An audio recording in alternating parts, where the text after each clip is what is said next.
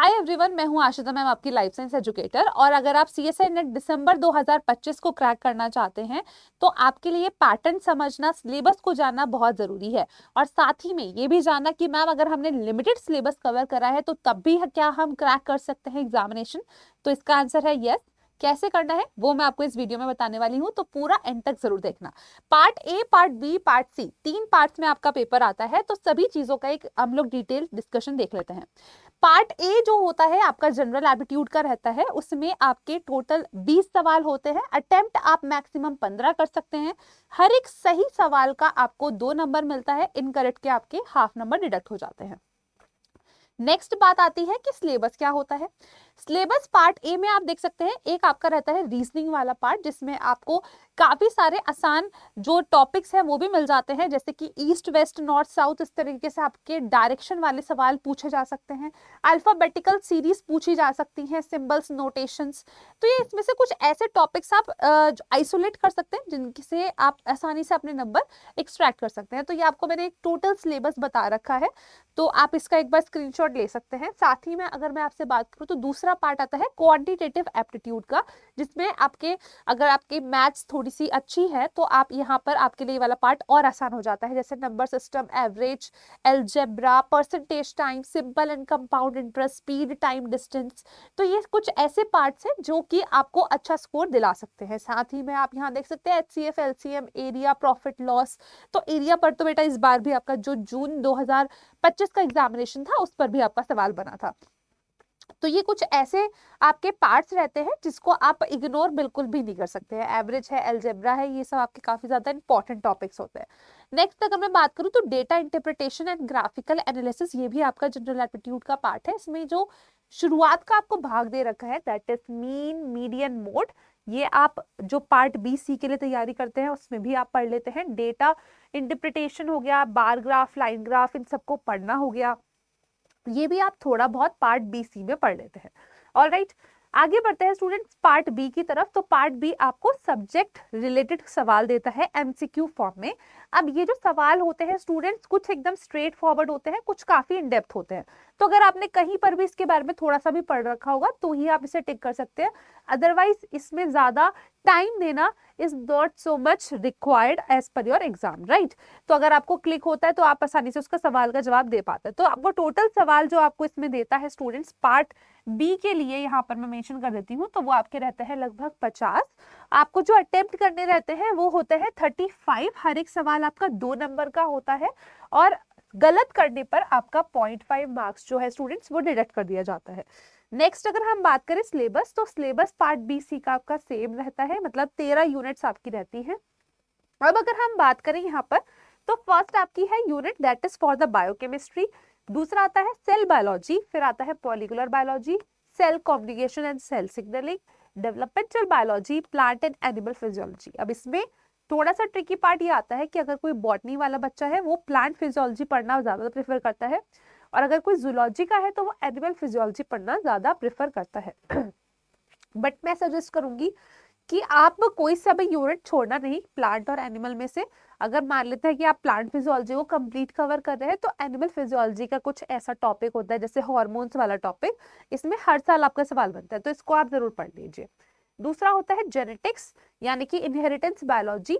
ये यूनिट थोड़ा सा ट्रिकी रहता है, बच्चे डर भी जाते हैं, बट इसको पढ़ना इसलिए जरूरी है क्योंकि यहाँ से इंटरडिसिप्लिनरी सवाल बन जाते हैं, यानी कि मेथड्स इन बायोलॉजी से इंटर रिलेट करते हुए, कॉन्सेप्ट को मर्ज करते हुए आपके सवाल बनते हैं। डाइवर्सिटी ऑफ लाइफ फॉर्म्स जो है स्टूडेंट्स, इसका कोई फिक्स्ड सिलेबस नहीं है। ये यूनिट आपका टोटली बहुत डाइवर्स है, जैसे कि ये बता रहा है। तो इस यूनिट पर ज्यादा फोकस करने के लिए हम मना करते हैं स्टूडेंट्स को। अगर मैं बात करूं एनिमल डाइवर्सिटी, तो अगर आपने एक बेसिक एनिमल डाइवर्सिटी अपने एनसीईआरटी लेवल की भी पढ़ रखी है, साथ ही में आपको ये पता है कि आपका जो हर एक फाइलम है उसमें कौन सा लार्वा मौजूद होता है, तो इतना भी आपके लिए सफिशिएंट है। नेक्स्ट अगर हम बात करें तो फिर आता है ecology, evolution, applied biology and methods in biology. तो ये वाली 2 यूनिट जो होते हैं जनरली आप जहां से भी पढ़ते हैं आपको टेक्निक्स नाम से ये यूनिट मिल जाती है। नेक्स्ट अगर हम बात करें स्टूडेंट्स, तो फिर आता है हमारे पास पार्ट सी, जिसमें आपको एनालिटिकल एमसीक्यूज जो है वो देखने को मिल जाते हैं। अब ये एनालिटिकल एमसीक्यूज जो होते हैं टोटल इसमें आपको 75 क्वेश्चंस प्रेजेंट होते हैं, जिसमें से आपको जो अटेम्प्ट करने होते हैं वो होते हैं ओनली 25। अब इसमें हर एक सवाल बहुत इंपॉर्टेंट है, क्योंकि हर एक सवाल आपको 4 नंबर देता है और नेगेटिव भी यहाँ पर आपकी 1 मार्क्स की होती है। सिलेबस इसके लिए भी स्टूडेंट सेम रहता है, मतलब मैं पार्ट सी के लिए भी सेम ही सिलेबस को हम लोग को फॉलो करना होता है। नेक्स्ट अगर हम बात करें स्टूडेंट्स, तो इसमें अब सबसे बड़ी बात आती है कि मैम अगर हम ये सारा सिलेबस नहीं पढ़ पाए तो तब क्या हम स्कोर कर सकते हैं कि हमारा जेआरएफ हो जाए? बिल्कुल कर सकते हो। अब उसी का मैं आपको कंप्लीट एनालिसिस बताने वाली हूँ, तो ध्यान से देखना। देखो, मान लेते हैं कि तुमने कम से कम 8 से 10 यूनिट प्रिपेयर करी है और साथ ही में आपने जनरल एप्टीट्यूड की भी प्रैक्टिस करी है। तो पार्ट ए में आपको मैक्सिमम सवाल दे रखे हैं 15। तो हमने मान लिया कि 15 तो हम अटेम्प्ट नहीं कर पाएंगे, क्योंकि हमने थोड़ी सी ही प्रैक्टिस करी है। तो 5 से 6 सवाल तो शायद अटेम्प्ट कर पाएंगे, राइट? अगर आप इतना अटेम्प्ट कर पा रहे हैं तो आपके लगभग 10 से 12 नंबर जो है यहाँ पर बन रहे हैं। नेक्स्ट अगर मैं बात करूं, अगर आप पार्ट बी की बात करते हैं तो उसमें आपको लगभग 35 सवाल मिलते हैं। अब 35 में से स्टूडेंट्स, मैं ये नहीं मान के चल रही हूँ कि आपने सारी यूनिट्स पढ़ी हैं और सारे ही आप सवाल अटेम्प्ट कर पा रहे हैं। अगर आपने मान लेते हैं 25 ही अटेम्प्ट करे हैं, तो उस 25 में से भी अगर सिर्फ 20 सही हुए हैं तो आप 40 नंबर यहाँ से लेके पा रहे हैं। नेक्स्ट अगर हम मान लेते हैं कि 5 हमसे गलत हो गए, तो 5 गलत हो गए स्टूडेंट्स, तो लगभग आपका हाफ नंबर चला गया, यानी कि -2.5 हो गया, और लगभग आपने पार्ट बी से 37.8 नंबर एस्टिमेटेड इतना आपने एक्सट्रैक्ट कर लिया। पार्ट सी पर आ जाते हैं। यहाँ पर आपको अटेम्प्ट करने होते हैं मैक्सिमम, दैट इज 25, बट हम मान के चलते हैं कि आपने 23 यहाँ पर अटेम्प्ट करे हैं। 23 अगर आप अटेम्प्ट कर लेते हैं तो आपको लगभग यहाँ पर 92 मार्क्स मिल जाते हैं। अब मान लेते हैं कि इसमें से 5 सवाल हमारे गलत हो गए हैं, 5 सवाल गलत हो गए, हर एक नेगेटिव आपका लेके जाएगा, यानी कि -5 हो जाएगा। -5 करने के बाद मेरे पास पार्ट सी में लगभग 87 बच रहे हैं। अब देखो जरा स्टूडेंट्स की मैंने यहाँ पर सभी में काफी मिनिमलिस्टिक अप्रोच मान के चली है। तो आप ये कहोगे कि मैम इसके बावजूद भी तो और भी नेगेटिव हो सकता है। बिल्कुल हो सकता है नेगेटिव, तो अभी उसको भी कैलकुलेट कर लेते हैं। तो यहाँ पर स्टूडेंट्स, अब हमने पार्ट ए में लगभग आपके 10 से 12 का एस्टिमेट लगाया, मैं मान के चल रही हूँ आपने 12 नंबर यहाँ से निकाल लिए हैं, राइट? वैसे आप यहाँ से 30 मैक्सिमम निकाल सकते हैं। पार्ट बी से आप मैक्सिमम जो रहता है स्टूडेंट्स आपका 35 अटेम्प्ट करना होता है, मैक्सिमम आप 70 नंबर निकाल सकते हैं। पर हम मान के चलते हैं कि अगर एक बच्चा है जिसने लगभग 3-4 महीने में तैयारी करी है, तो वो 37.8 या 35 तक नंबर निकाल सकता है। पार्ट सी में अगर आप 87 स्कोर कर पा रहे हो तो आपका टोटल आप देख पा रहे हो स्टूडेंट्स 136.8 है। और सेफ स्कोर जो होता है जेआरएफ के लिए, जो हर बार ये माना जाता है, कई बार थोड़ा ऊपर नीचे हो जाता है, बट 120 अगर तुम्हारा आ रहा है तो तुम एकदम सेफ जोन पर हो। तो 120 से तो ये काफी ज्यादा है, राइट? अब अगर मान लेते हैं कि इसमें से मैं 10 भी डिडक्ट कर दूं स्टूडेंट्स, तो भी तुम 126 तो लेके बैठे हो ना। तो इसका मतलब ये जरूरी नहीं है कि कंप्लीट सिलेबस हमने पढ़ा हो तभी हमारा सिलेक्शन होगा। एक स्मार्ट स्ट्रेटजी भी आपको सिलेक्शन दिला सकती है। वो आप पे डिपेंड करता है स्टूडेंट्स कि आपने कौन सी यूनिट्स का कौन से भाग को कितने अच्छे से प्रैक्टिस करा है। दूसरी चीज, आपको ये भी पता चलना चाहिए कि आपको कौन से सवाल स्किप करना है। सही सवाल स्किप करना भी एक अच्छी स्मार्ट स्ट्रेटजी होती है नेगेटिव मार्क्स से बचने के लिए। अब स्टूडेंट्स, इसी के साथ अगर आप में से कोई भी बच्चे ने तैयारी करी है जून अटेम्प्ट के लिए, पर उसे लग रहा है कि मैम हमारा अटेम्प्ट अच्छा नहीं हुआ है, हम दिसंबर को टारगेट कर रहे हैं, तो स्टूडेंट्स आप सभी बच्चों के लिए, इनफैक्ट जो न्यू स्टूडेंट्स भी हैं, तो उन सभी बच्चों के लिए हम लोग लेके आए हैं स्कॉलरशिप टेस्ट। ये स्कॉलरशिप टेस्ट आपका 8 अगस्त को होने वाला है। आपको अटेम्प्ट कैसे करना है स्टूडेंट्स? आप हमारा अडर 24/7 का ऐप डाउनलोड कर लीजिए, प्ले स्टोर पर मिल जाएगा। जैसे ही आप डाउनलोड करेंगे आपको यहाँ पर ऑप्शन दिया जाएगा कि मोबाइल नंबर डाल के आपको रजिस्ट्रेशन करना है। आप रजिस्ट्रेशन कर लेंगे, उसके बाद आपको यहाँ पर सेलेक्ट योर कैटेगरी में CSIR नेट को सेलेक्ट करना है। CSIR नेट को सिलेक्ट करने के बाद select your exam, that is life sciences, और उसके बाद स्टूडेंट्स आपको स्टडी मटेरियल में जाना है। वहां जाके आपको all India mock test scholarship test देना है, जो कि आपका 8 अगस्त को होगा स्टूडेंट्स। तो ऐसा नहीं है 3 घंटे का टेस्ट नहीं होगा, कम ड्यूरेशन का टेस्ट होगा, आपको ये आराम से देना है।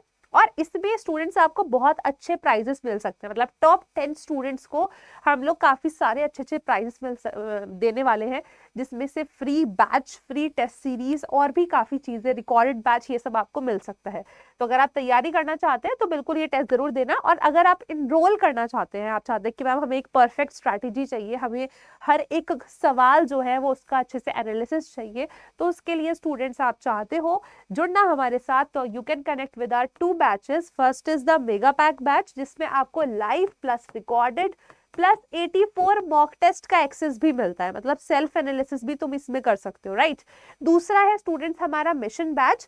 मिशन बैच ये लाइव हो रहा है, इसमें भी लाइव होगा, राइट, बट इसमें तुम्हें मॉक टेस्ट भी मिलता है। तो ये लाइव हो रहा है आपका 11 अगस्त से स्टूडेंट्स, और 11 अगस्त से आप इसमें जुड़ सकते हैं।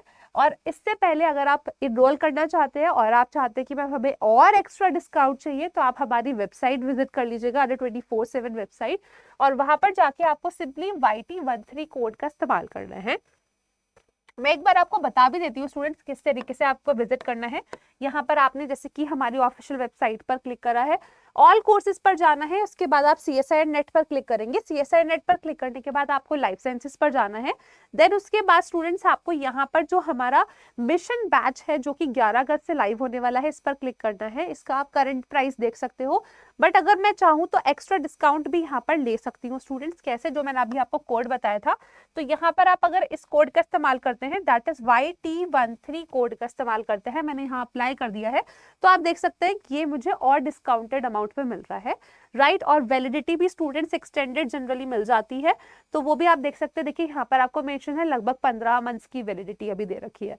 तो अगर आप एनरोल करना चाहते हैं, आप जुड़ना चाहते हैं for the perfect guidance for the December examination, तो you can connect with us. अगर आप सेल्फ स्ट्रैटेजी से खुद से प्रिपरेशन करना चाहते हैं स्टूडेंट्स, तो मैंने आपको एक एनालिसिस बता दिया है कि किस तरीके से आप पार्ट A, B, C तीनों में अपने एवरेज मार्क्स लेके आके भी स्टूडेंट्स जो JRF है उसको आप क्वालिफाई कर सकते हैं।